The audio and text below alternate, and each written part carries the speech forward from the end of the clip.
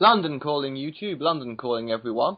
And now, for the third week running, I would like to discuss, surprise, surprise, an issue to do with same-sex marriage in England and Wales and the UK generally.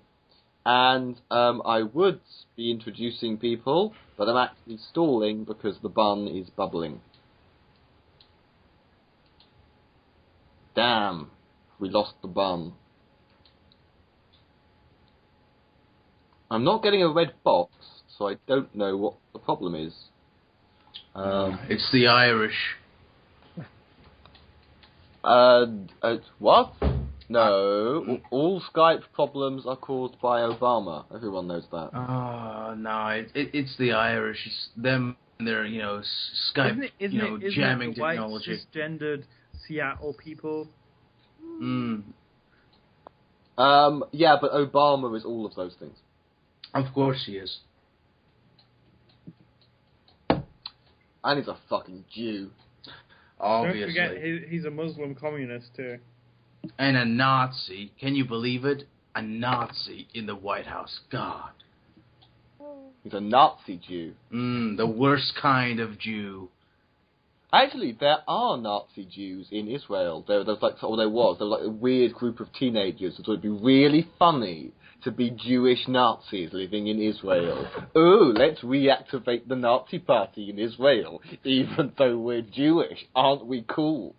Actually, a very, very, very immature and quasi-retarded bit of my brain thinks that's kind of vaguely but not really funny.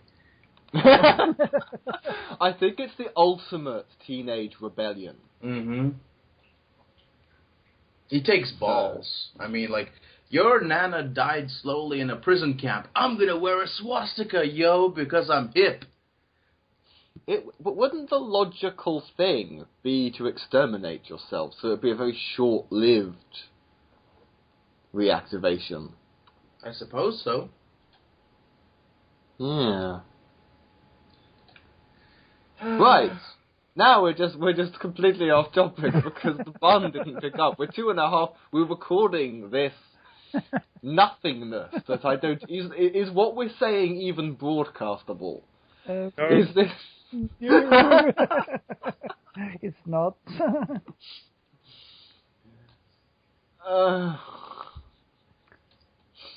We can put this as the bloopers at the end of the episode. Bun! Isn't that like the brain trust is here and talking about you Nazi Jews? Yay! Nazi Jews, I love you. You know, you just stole my heart. Sorry, Alex. Okay. Aren't you gonna fight for me? Jesus Christ! You know. We can be Are you gonna polyamorous. let this? Yeah, we can have a threesome. It's okay. Being on London After Midnight, you need to check the small print because you are all my husbands and wives. Oh, it's like a big happy family. Yay! It's part of the contract. Polyamory is all well and good, but you don't get those epic, fencing scenes. If a man takes me, there's no, romantic fighting for my love. What's the? But the thing, we have to have a meeting in London After Midnight because we have to have the biggest wedding in the lifetime. Oh God, we're supposed to be discussing same-sex marriage in the Anglican Church. We're talking about me fighting off. I don't even know what am I fighting off Pingay for coming onto Milan, or am I fighting off Milan for coming onto Pingay? No. But he's keeping quiet, wondering what the fuck is going on. And I'd fuck all of you. I just need a bigger bed. Okay, next topic.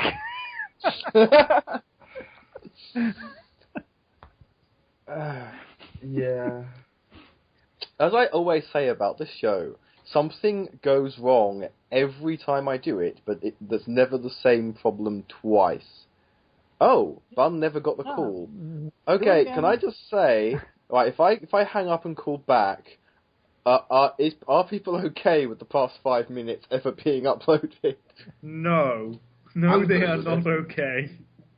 I'm okay. Okay, With it. this is...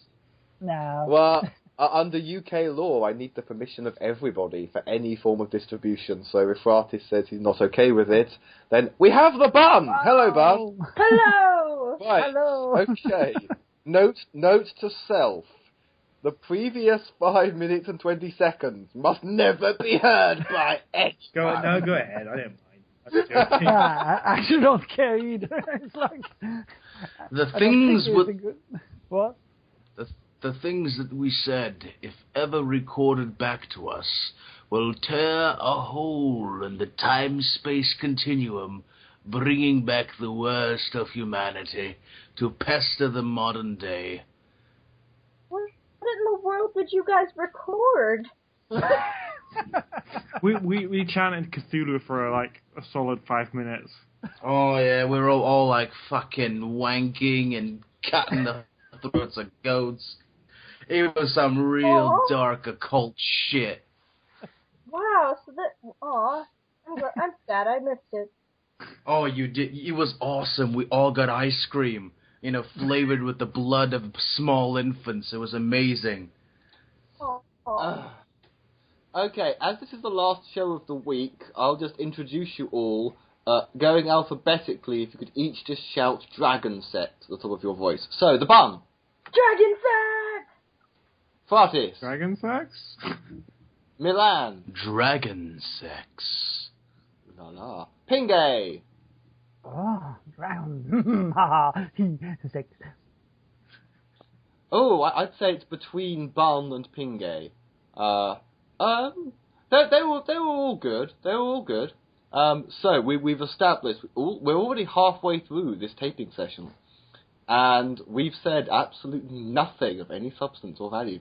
Okay, right. So Anglican marriage. So the current Archbishop of Canterbury, whose name I can't be bothered to remember. To explain, okay, background. We have a state church in the UK, which and we're a theocracy, so it's all intertwined in a way that it shouldn't be. And so we have same-sex marriage in English and Welsh law, as we already did in Scottish law, but the Anglican Church, or the C of E, Church of England, doesn't recognise it within its canon law. The Archbishop of Canterbury's position, which he's made clear on radio, is what we say here will be heard by the world. And he's basically worried that if Christians look pro-gay, it will lead to anti-Christian violence in certain African nations where there is already a lot of anti-gay shit going on. My personal opinion is the Anglican Church doesn't have to endorse same-sex marriage. They can leave it up to the conscience of individual vicars. And if the issue is that because it's non-canonical as a ceremony, you can't do it in a state-funded or at least partially state-funded church, why not have vicars who are willing just perform the ceremony in their own homes or just somewhere other than the church? Whose business is that? So I don't see that there necessarily have to be any harm. I would say compromise people. Bun, I realise in the US you come at this from a very different social, political, and probably thinking what the fuck right now, but do you have any opinions on this? I just think that it's a little ridiculous considering, there's been blatant support from the freaking Pope for both, atheists and gay people, and it's just hey there, friend, you feeling okay? You in touch with the rest of the world, or does the church collectively live under a rock? I don't really know what goes on over there. The only knowledge I have of England is basically just colonized America, Mr. Bean, Sherlock, Doctor Who, and gay marriage. That's about it. So, I don't know. I don't have too much of a stance. That is basically all you need to know about us. Okay, Fratis, your opinion. Yeah, how to follow up on that? I think, generally speaking, marriage is an outdated institution anyway. I mean, marriage as a word has multiple thousand years of baggage and historical debate on it. I think as a state or a modern state, we should just get rid of or separate marriage from legal partnership, which are two very separate things. And I mean that for everybody, not just the homosexual community. I mean that literally for heterosexual people marrying too. Just completely separate it, creating two completely distinct entities, while marriage no longer being a legal term, and just kicking it out of the bag of law. This would, first of all, solve the problem with the whole, gay marriage, in quotation marks. At that point, it's up to the church what they want to do with marriage. They can do whatever the hell they want, and we can do with legal partnership whatever the hell we want.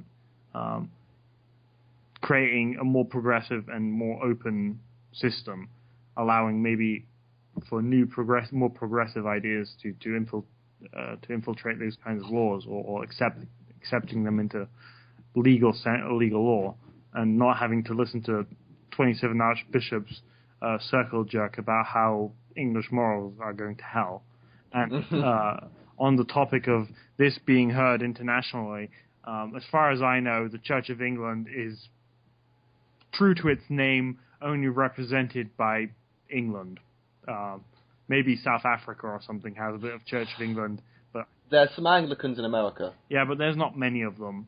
The small community of Anglicans outside of England are small. Yeah. And, so it being heard internationally, I don't think so.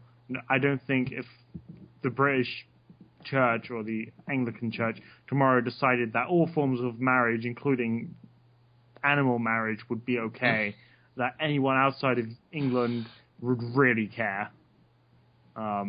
Especially because the Africans think we're weird, liberal, want to do whatever the hell we want people anyway. I mean, just look at their picture of Western women. That explains it all. Yes. I'll just say, probably as the only ex-Anglican in the room, I've gone in my adult life from being a queer Anglican to just queer. So by the time this was on the cards, I didn't really care anymore. But I kind of have a respect for the desire by British gay Anglicans to be married in the eyes of God when they obviously don't believe in a God who hates fags. And I kind of think with the kind of, on the ground level, the kind of Anglicanism that we have, at least in the Greater London Home Counties area, that no one's really going to be bothered by this. It's just a sort of hierarchy. As for marriage being, I will agree on a personal level. I just think, what's the point? I have no desire to marry anybody of either sex. Milan, do you have an opinion? I do. For one, like, I completely understand your whole idea. I completely agree with your sentiment of just like individual preachers should have the right to marry Anglican homosexuals if they want to do it outside of the church. That's fine. But this whole idea of banning marriage indefinitely and just replacing it like with this, like I understand this whole. Marriage and religion have been in bed together for a long, long time, but I'm sure the majority real, factual reason. Like, I'm sure the tradition comes into it, but the real factual reason why most people get married is because of the benefits that come with the law, and the, like married tax not evasion, but hikes. You know what I'm talking about. All the benefits of married people have. And just getting rid of marriage indefinitely and kind of try, that's a problem all on its own, but trying to separate the two completely, like all us secular folk will have this, kind of washed out, in antiseptic version of a partnership, while all the Christians and the whatever religious folk can have the marriage, but their marriage won't be recognized by the state. It's just kind of silly. Essentially, religious people want to have the luxury of the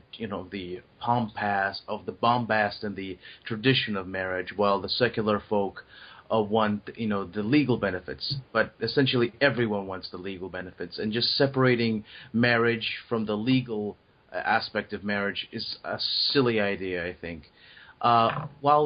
It's like everyone wants to have a marriage. If you're completely secular and you just want the benefits, you can do that. Or if you just want a marriage just normal wise, but also keep the benefits, you have that. So I completely agree with Alex. We can have our cake and eat it too. We cannot force preachers to perform a ceremony they don't feel comfortable with. And yes, I understand they're state funded, but religious freedom and all that. But if you have preachers who are willing to marry a gay Anglican couple outside of the church walls, then well, that's up to them, and thus you have the whole bonus of the ceremony for those who want it, and the extra benefits of the legal part of marriage. So yeah, I hope I came across semi-cohesive. Yep, absolutely.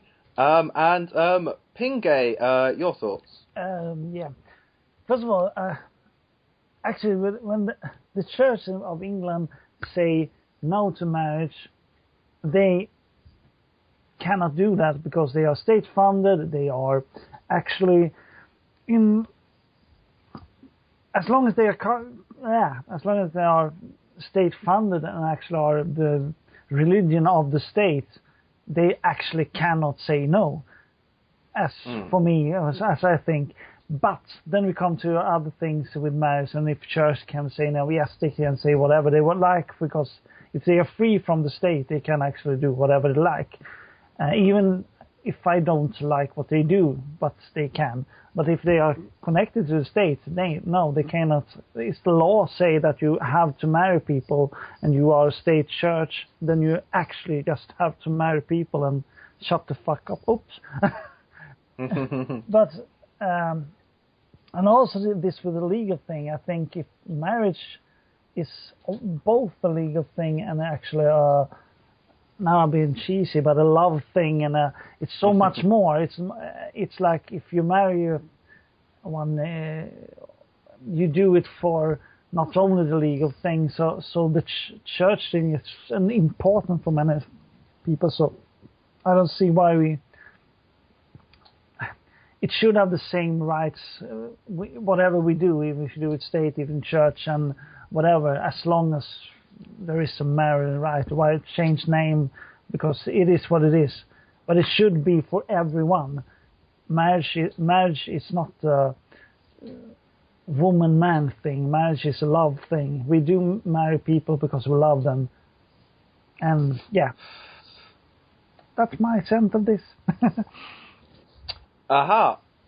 Okay. Well, thank you for your views, and I will say we've lost the bun again. I don't know if they're coming back. One thing to touch upon here is Fratis and Pingay, who live in Germany and Sweden respectively. You kind of like you have the option to opt out of funding your church. Now, is that like a sort of hassle and you'd like to see it changed? Or do you not think it's a particularly big deal? In Germany, it's actually a pretty simple thing.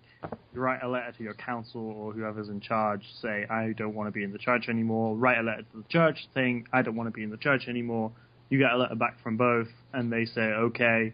And the priest probably says, or the pastor or whatever he is, I'm sorry to hear that. Do you want to talk about why you left the church? You don't even have to reply to that, and you're done.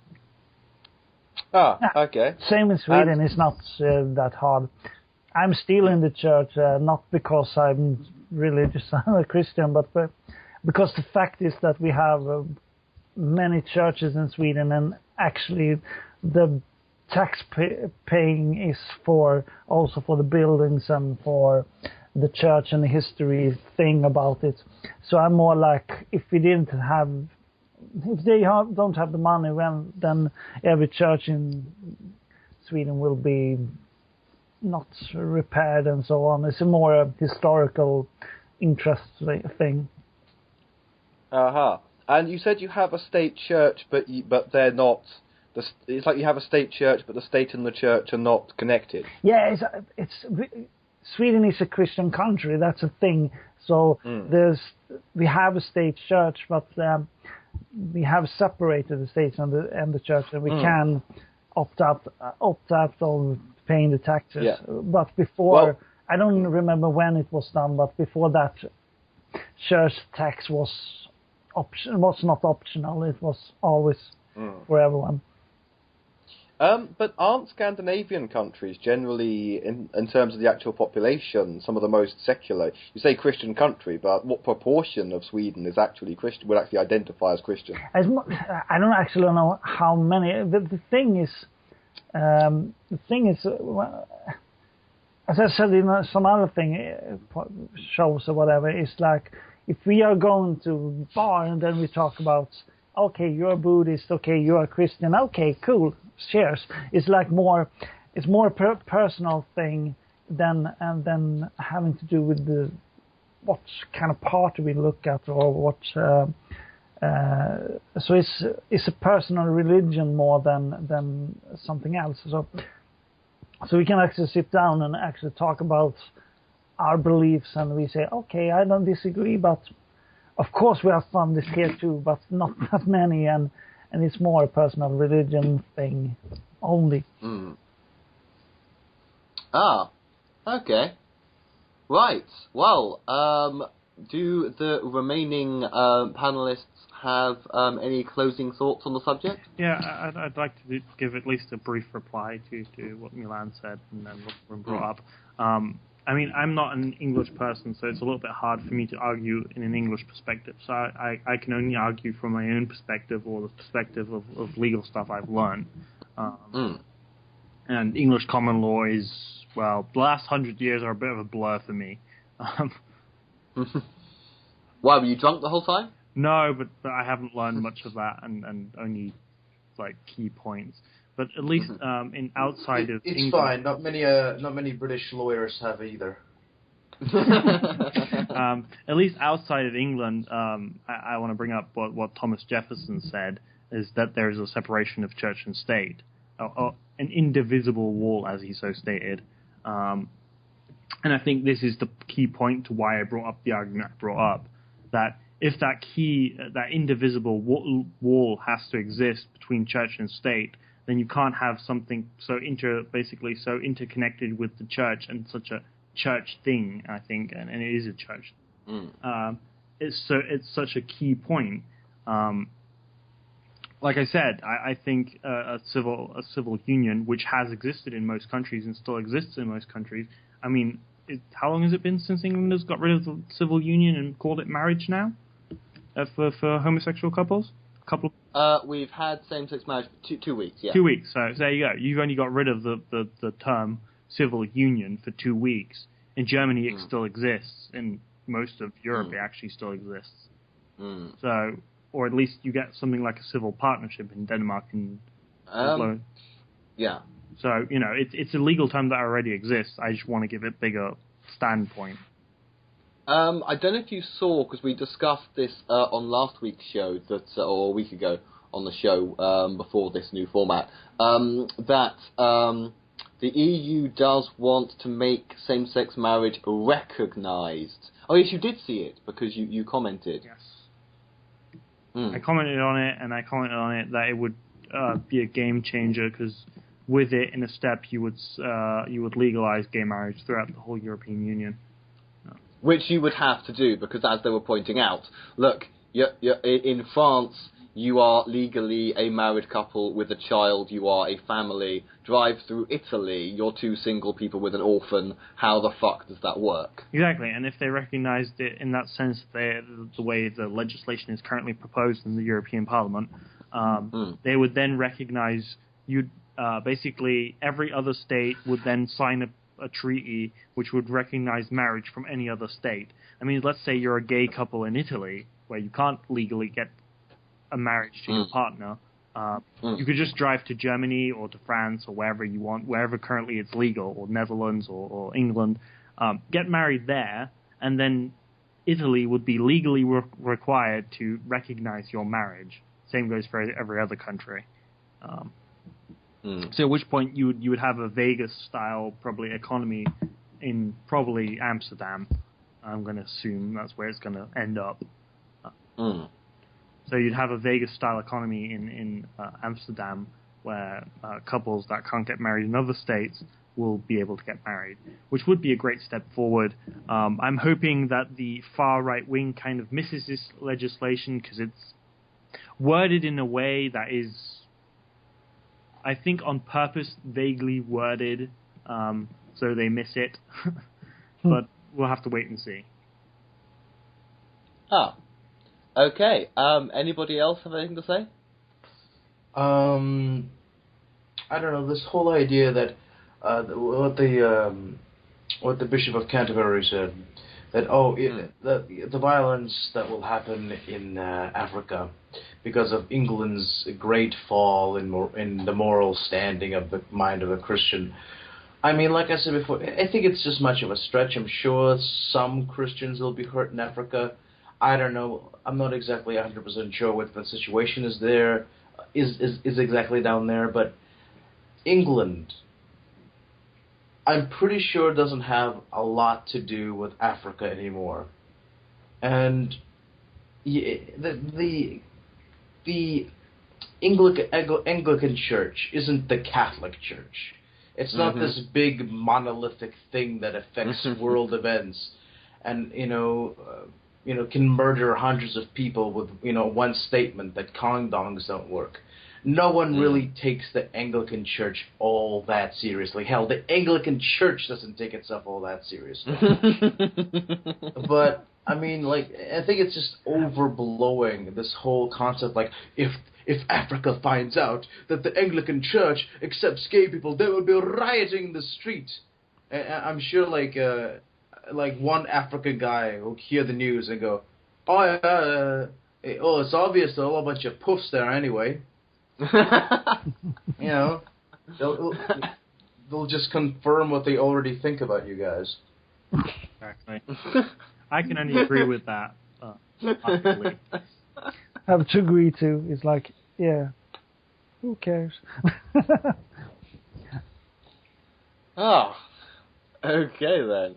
Well, and on that bombshell, I will. I think it's fair to say that we're done with that topic. So, good night from Fratis. Good night. And Milan. The sky will scream when it grows a mouth of clouds and aeroplane parts. You took the words right out of my mouth. And Pingay. And good night and have a skillful time. He said it. Have a skillful time. So, I hope everybody enjoyed this edition of London After Midnight, and good night, Internet. Good night, everyone.